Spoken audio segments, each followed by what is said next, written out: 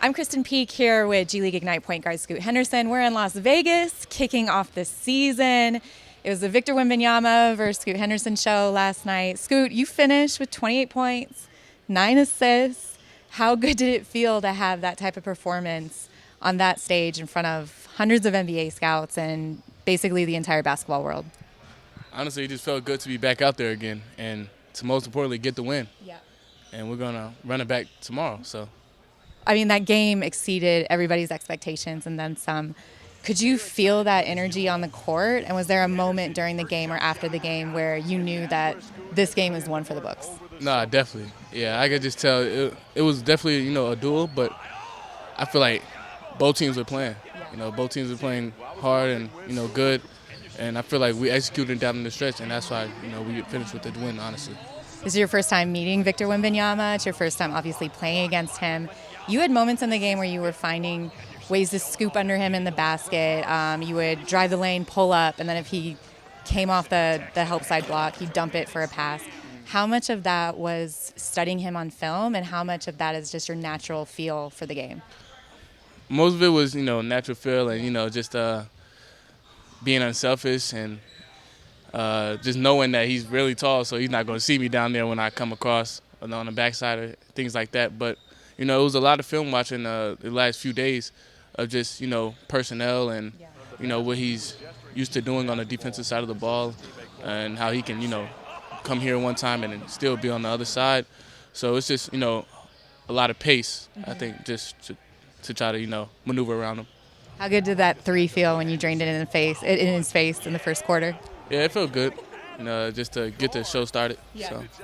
And then what is your first impression of him as a player now having one game under your belt? He's good. Can't really take anything away from him. He's a good shooter, and he's very linky. So. Yeah.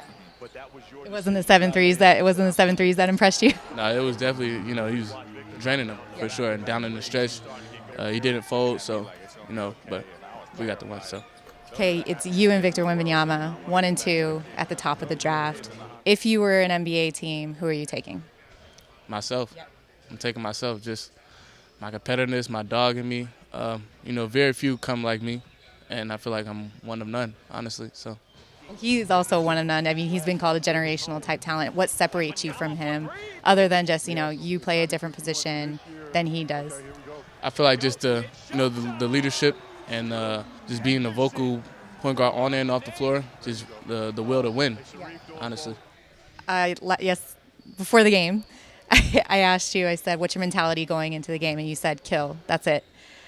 What does it take to get a mindset like that? Because not a lot of players have that. There's only a few players that play like that.